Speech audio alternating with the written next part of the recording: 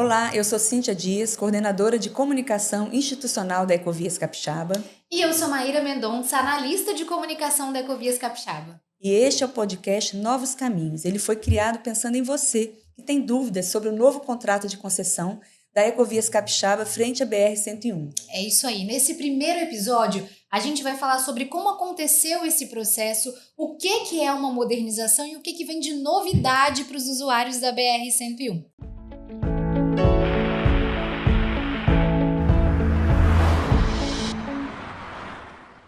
E aí a gente tem uma ajuda importante aqui hoje, nesse bate-papo, que é do Roberto Amorim e do Max Douglas. Se apresentem, por favor, e bem-vindos.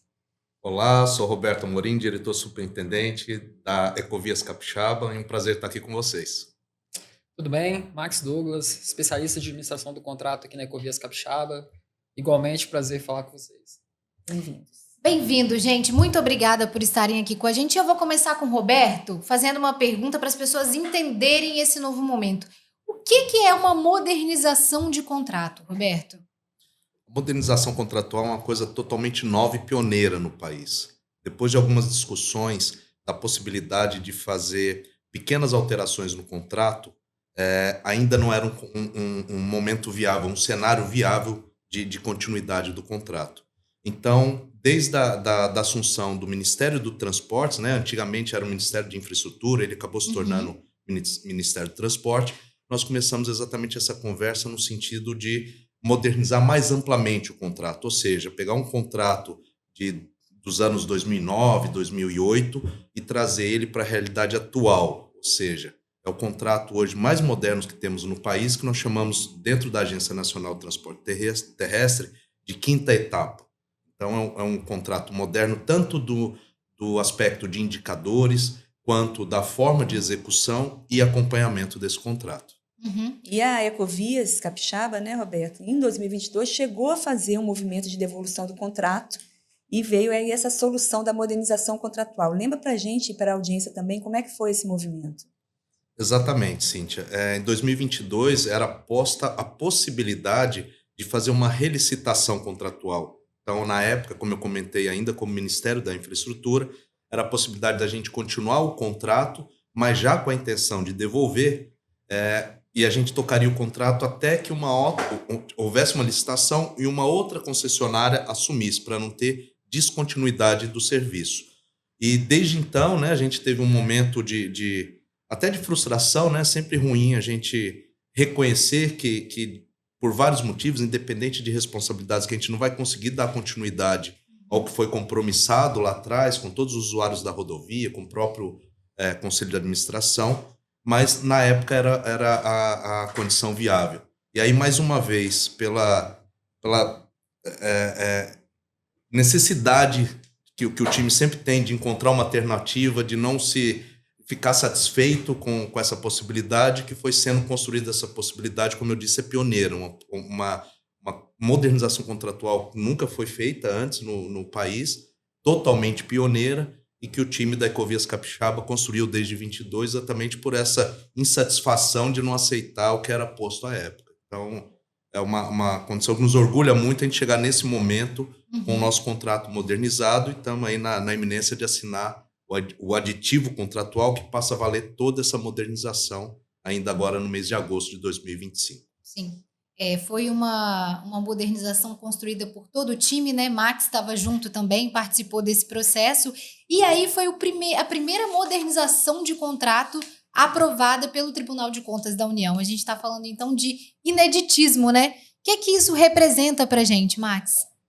Maíra, esse ineditismo representa um marco no setor de concessões rodoviárias.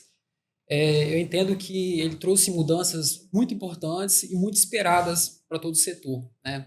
Como o Roberto falou, esses contratos aí de 2008, 2009, eles estavam bem afetados pela situação econômica, o PIB não performou da forma como era planejado, teve taxa de juros que variou muito e impactou nos financiamentos. Da mesma forma, a gente teve hábitos sociais que acabaram mudando nesse meio tempo, que comprometeram também a demanda da rodovia. Então, isso foi tornando os contratos cada vez mais impraticáveis, né? Os contratos eram tidos como perfeitos, mas se não tinha uma flexibilidade nesses contratos. E eu entendo que o processo de repactuação veio ao encontro disso.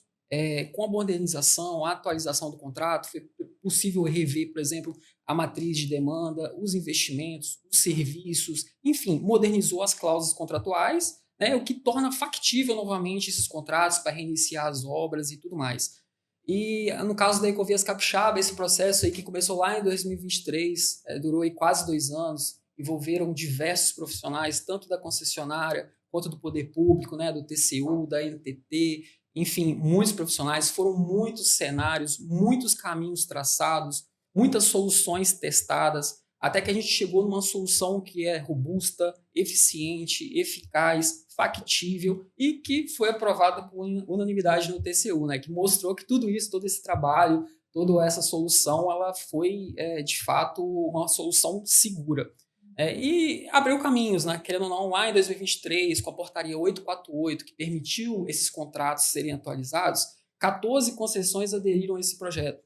Então, a gente está falando aí de quase 100 bilhões em investimentos nos próximos anos, se juntarem todos esses processos, mais de 1 milhão de empregos.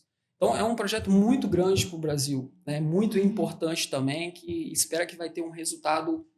E nós tivemos aí a honra de sermos pioneiros, traçamos diversos caminhos aí que agora vão ser trilhados, né? Já tem mais 2 projetos já na NTT em fase de consulta pública, mais um para ter o aditivo assinado. Então, eu acho que a gente abriu portas, né, e fomos pioneiros nisso. É muito orgulhoso para a gente poder falar isso, fazer parte desse processo, né? Assim como eu e o Roberto, que participamos ali à frente, vimos tudo isso acontecer. Eu acho que foi muito legal e muito bacana.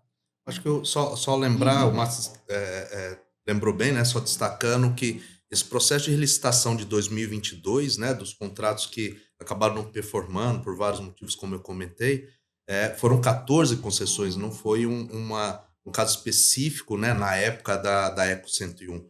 Então, isso tudo nos aumenta ainda mais a responsabilidade, porque a gente, atrás desse nosso pioneirismo, né? Vem toda essa responsabilidade desse programa de modernização contratual ser efetivo. Então, a gente sabe dessa responsabilidade que, performando e fazendo a nossa parte, a gente valida todo um projeto que vem a reboque diversas outras concessões e efetivamente uma mudança de visão jurídica e contratual para o país. E Max, ainda no meio disso tudo, teve uma pandemia, né? Ainda para tornar o cenário ainda mais complexo, a gente ainda passou por anos de uma pandemia, algo inédito também no mundo, né?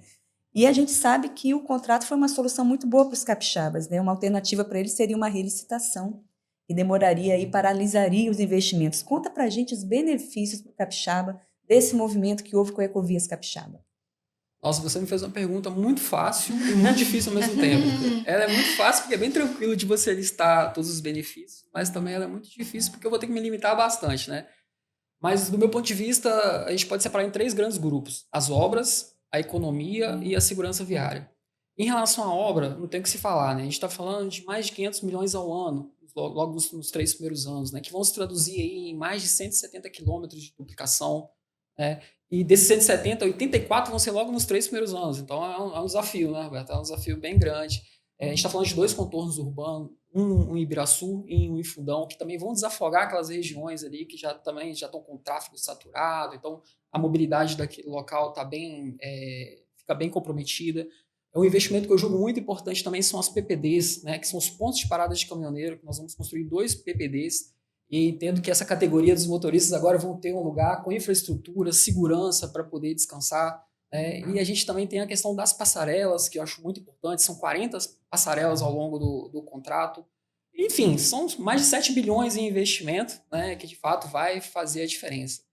E da parte de economia, acho que a gente pode falar até quebrar em 2, a economia doméstica e a economia geral. A economia doméstica eu acho que é o que o cara vai sentir no bolso, né? O usuário vai sentir de fato ali no bolso, que são os benefícios tarifários, né? Então, ele, a partir de agora, né, com a assinatura do aditivo, ele vai ter desconto usando a tag, né, que é aquele adesivinho para ele passar na pista automática.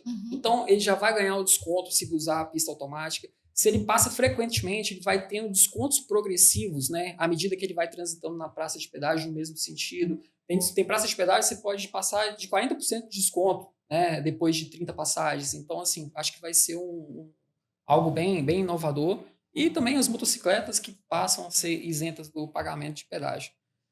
E aí, trazendo para a economia, é até um pouco difícil de falar, mas eu vou citar como exemplo uma questão simples, que são as exportações. Hoje, a economia capixaba ela é bem dependente das exportações, né? Nosso produto interno bruto, parte dele advém de exportações.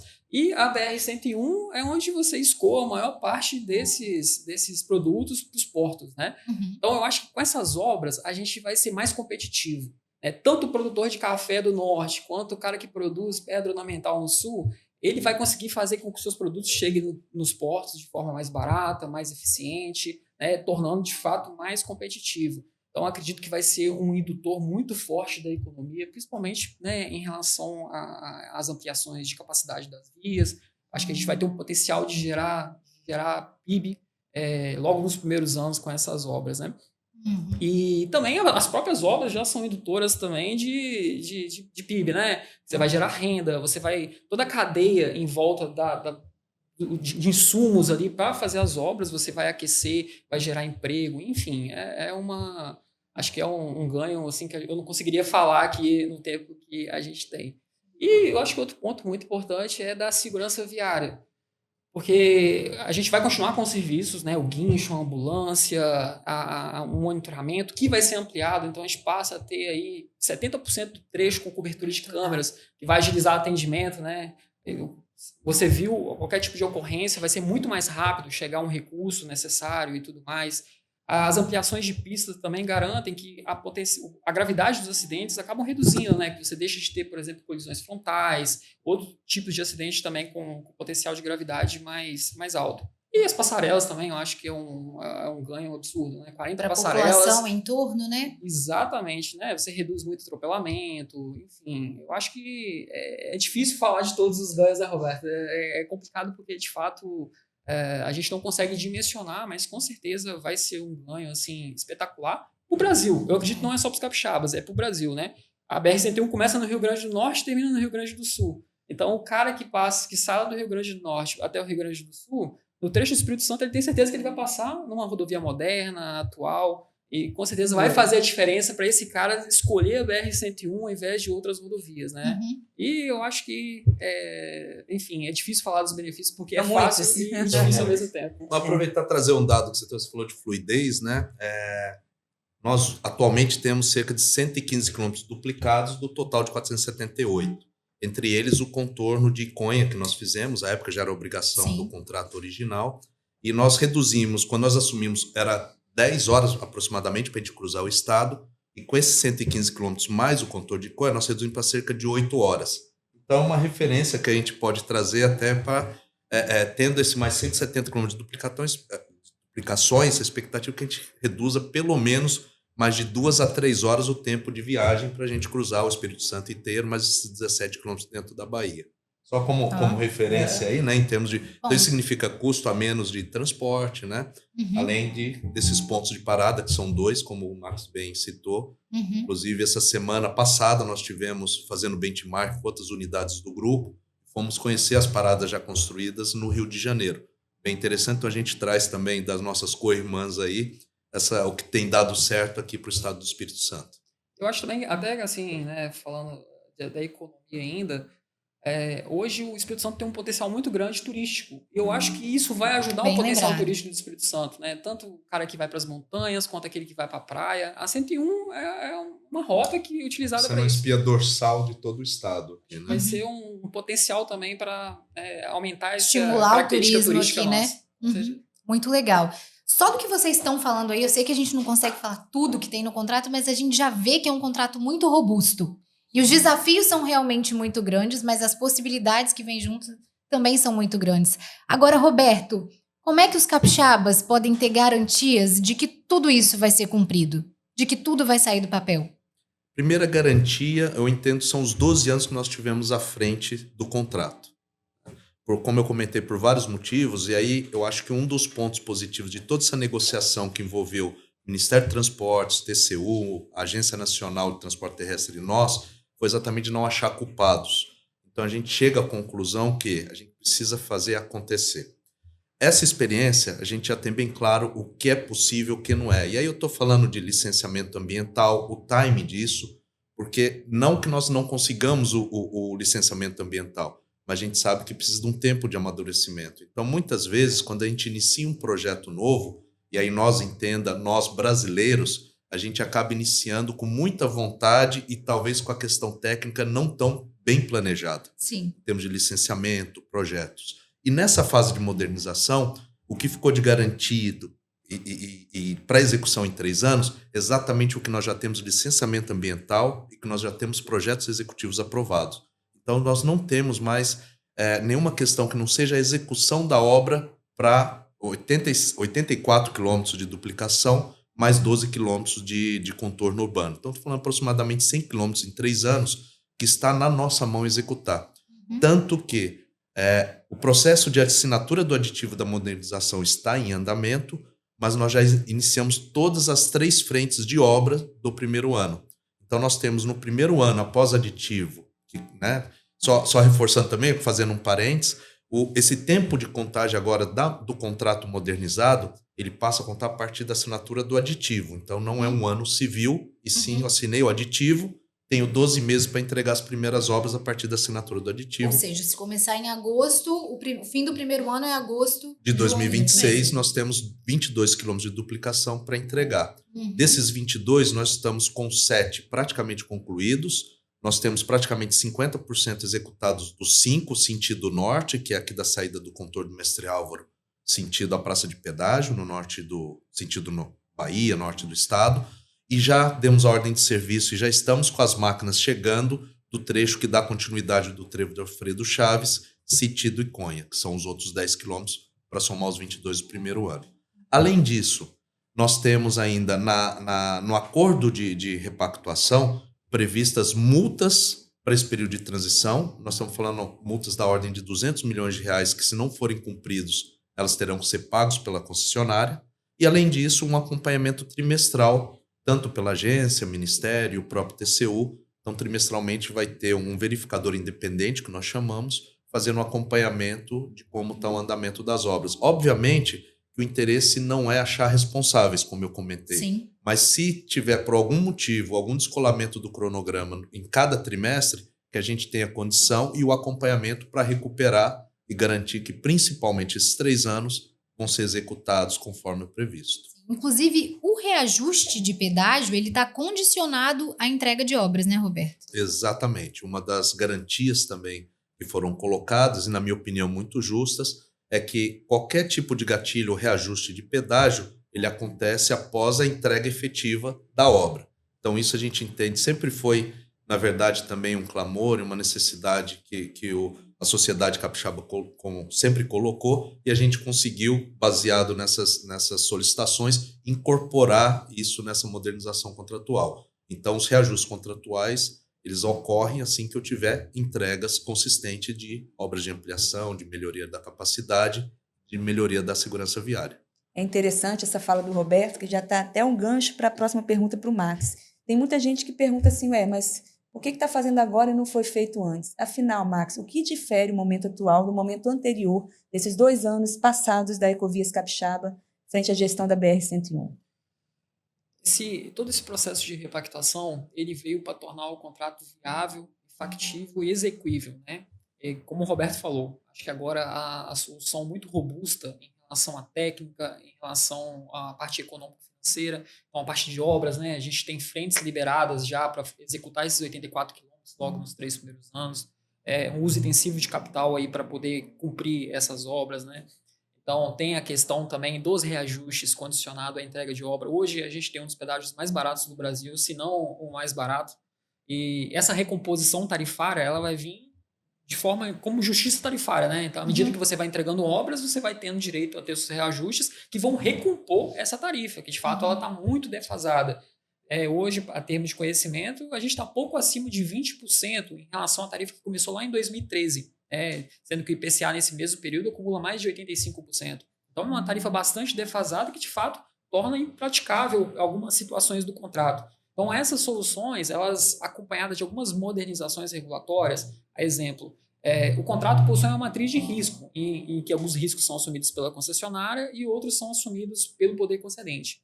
O contrato anterior, grande parte dos riscos era só da concessionária. Então, por exemplo, um risco de demanda, que é um risco crítico, né? Por exemplo, se acontece algum evento que muda a estrutura do tráfego da rodovia, eventos alheios à condição de controle da concessionária, por exemplo, se um município qualquer teve alguma atividade econômica interrompida, enfim, alguma coisa do tipo.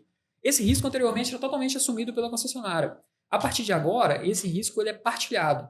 Então, se eu tenho uma variação de tráfego muito grande ou muito baixa, parte desse risco passa a ser do poder concedente também. Então, por exemplo, vamos supor que o município capixaba qualquer parou a produção de alguma coisa e isso está influenciando no tráfego da rodovia. Todo esse prejuízo que passa a ter porque você teve uma queda de tráfego, parte dele vai ser recomposta pelo poder concedente. E da mesma forma, se por algum motivo surgir uma atividade econômica que cresça muito o tráfego da rodovia, parte desse tráfego crescer acima do que nós previmos também vai ser revertido para o usuário. Então, essas modernizações, elas trazem segurança e sustentabilidade para o contrato. Eu acho que esse fato de atualizar o contrato é muito importante, porque, nem o Roberto falou, né, a gente entra no contrato de quinta etapa, um contrato moderno, e ele já prevê situações na matriz de risco e a forma como essas ações vão ser tratadas no futuro, né? Então, acho que o momento é propício para ter todo para esse contrato ir para frente, acontecer de verdade, ser factível. E eu acho que a gente está pronto também, a concessionária está pronta para cumprir com tudo que foi previsto.